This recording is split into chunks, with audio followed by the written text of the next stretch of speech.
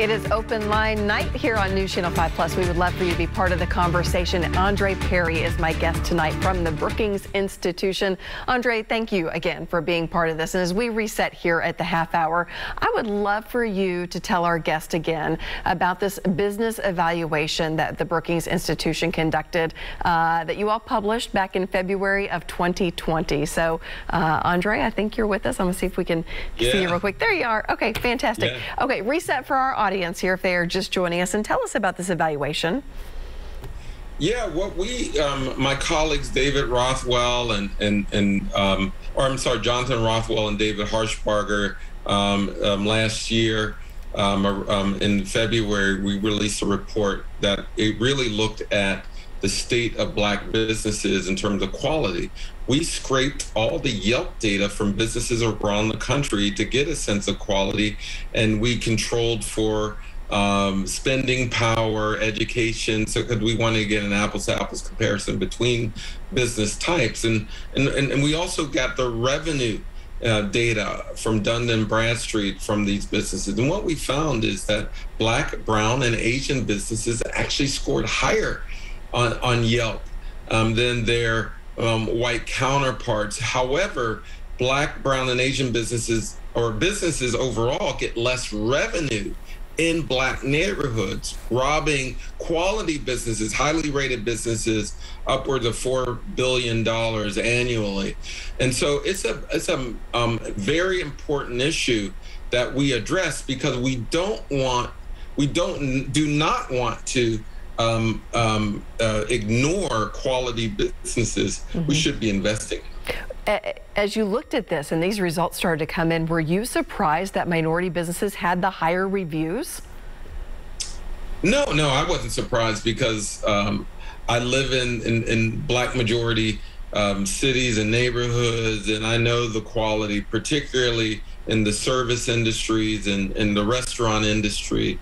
And that's and to be fair, those are the industries that Yelp is very good for. So, but it's also just a metaphor for businesses overall. Sure. That many tech firms, utility folks, health care folks are doing good work. They're just not getting the level of investment. They're not getting the government contract. They're not getting the venture capital, and this, we have to change that, because we want those quality services in our midst. We want our communities to grow, and if people aren't frequenting quality, then you're really hurting neighborhood development overall. So we've got to change these numbers. So the Brookings Institution doesn't just look at issues and say, here's what's going on.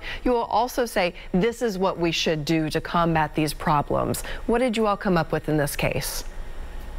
Yeah, and I'll give you some resources so that people can follow up on that. We released a report not that long ago titled "To Expand the Economy, Invest in Black Businesses." To expand the economy, invest in Black businesses. Please pick up or go online and get that report by myself and Carl Romer. And in that report, we ask a local governments as well as businesses in metropolitan areas to rally behind specific business goals. I'm working with an social impact firm called CAPEQ, C-A-P-E-Q. And what they are trying to do is to increase the percentage of Black businesses in various metropolitan areas.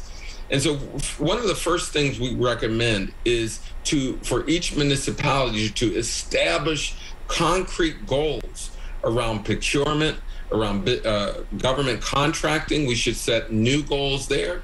We should also set goals around specific industries, meaning in the healthcare field, for instance, which is the largest sector for Black businesses. We should see an increase in employer firms in that area, trying to increase that percentage. And And for those who are interested, and we are working with cities on establishing those goals. Please reach out if you or work for the city or with a corporation in Nashville and you want to learn more. Reach out to me at aperry at brookings.edu to learn more on how you can work. But first and foremost, we got to start off with some goals, and then it goes without saying, go out and learn about Black businesses in your area. Mm-hmm. Go out and go to a restaurant, utilize an accountant, get some services from a Black-owned proprietor. That's the way you really invest. We certainly want to see more capital poured into businesses from government sources, from private sources. But we also just want people to be good neighbors and say, hey, this Friday when you're going out to get a meal, frequent a Black-owned restaurant and talk to the people there. But without question, we need to figure out ways to increase the amount of capital in metropolitan areas so that businesses can scale. And also asking cities to invest in infrastructure in these communities. Oh, yeah, man, I can't go with, I have to say that. I'm glad you mentioned that. Because of devaluation, because we're not investing in quality assets, there's less resources in the area. And so when you're talking about infrastructure, the lack of revenue worsens the infrastructure. Mm-hmm. And so we need to make sure the roads are fixed, the lights around businesses are working, that trash is being picked up regularly, that there's walkable areas, that there's adequate parking. And so we shouldn't make it harder on people to get to Black businesses. So we have to invest in infrastructure, and we have to invest in those Black businesses to fix the infrastructure. That's right. The construction companies, the utility companies, and those who are involved in infrastructure. So we should have people actually contributing to their own improvement by investing in Black businesses involved in infrastructure. When you all did this business evaluation with the Yelp reviews and looked at the revenue, this happened before the pandemic. It happened, I think you said, I think this article said it looked at 2017, maybe 2018 data. Is that correct? Yeah, that's right. Yeah, that's so, exactly right. 2020 was very pivotal for a lot of different reasons because of the pandemic, which really hit businesses hard, but it was also a year where the spotlight was turned on racial injustice. And so I'm wondering if a bit of awakening across this nation you think will change how Black-owned businesses are perceived and received in our communities? Well, one of the things that we've seen almost immediately was corporate America really recognize the difference in response to that white business owners receive versus Black business owners. When the initial PPP loan program rolled out, the government really took an approach that some companies are too big to fail, and it really ignored a lot of the micro businesses, the smaller businesses in cities. And corporate America realized that, and so you saw unprecedented amounts of philanthropy going to trying to encourage Black business development. It remains to be seen how those dollars are playing out. But corporate America recognized the need. We also need government to recognize the need. The federal government has, in part, because they made adjustments to the PPP loan program. We're certainly talking about equity more now than ever before. Yeah. In my mind. But at the end of the day, we need to see investment in Black businesses. And again, this shouldn't be a matter of charity. It should not be a matter of such a good point. Yes. That this should be a matter of investment. Charity runs out. People, lose those sorry feelings over time. But what sticks is investment, and we should be looking at investing in Black businesses as we would any business. Again, our research shows that businesses, Black-owned, Black, Brown, and Asian-owned businesses are just as good, but they're just not getting the same level of investment.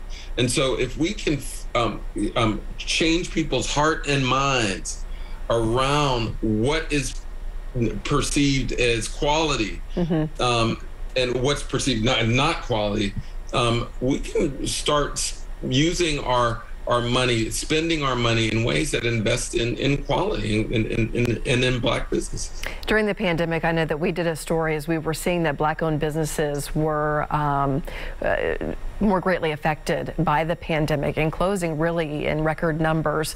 And we did a story highlighting a group, and I can't remember the group off the top of my head, that was highlighting specific Black-owned businesses here in the Nashville community through social media and going to these owners and saying, okay, offer a deal and we're going to highlight you on our Instagram or whatever it was for this weekend to drive customers, and with the goal of asking these customers who come to put out a review, whether it be on Yelp or whatever social media they used.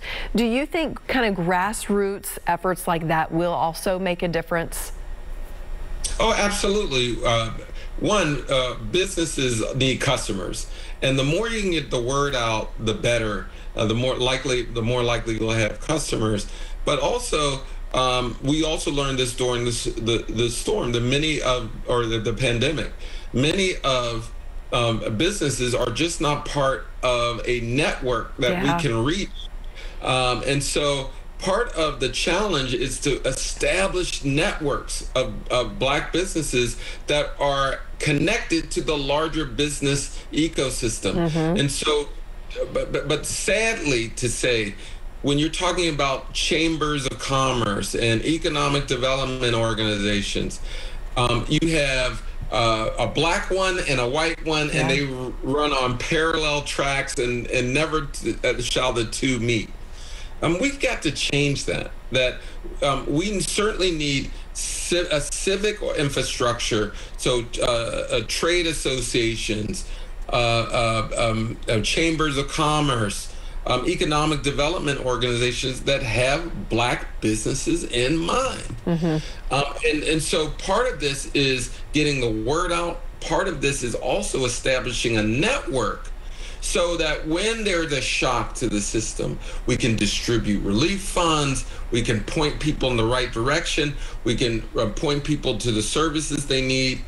And so part of this effort to essentially say, hey, let's frequent some Black businesses, let's get to know them, that's part of the effort to establish that network. And so more of that, the better. All right, we're going to take another quick break. When we come back, we will wrap things up. Stay with us.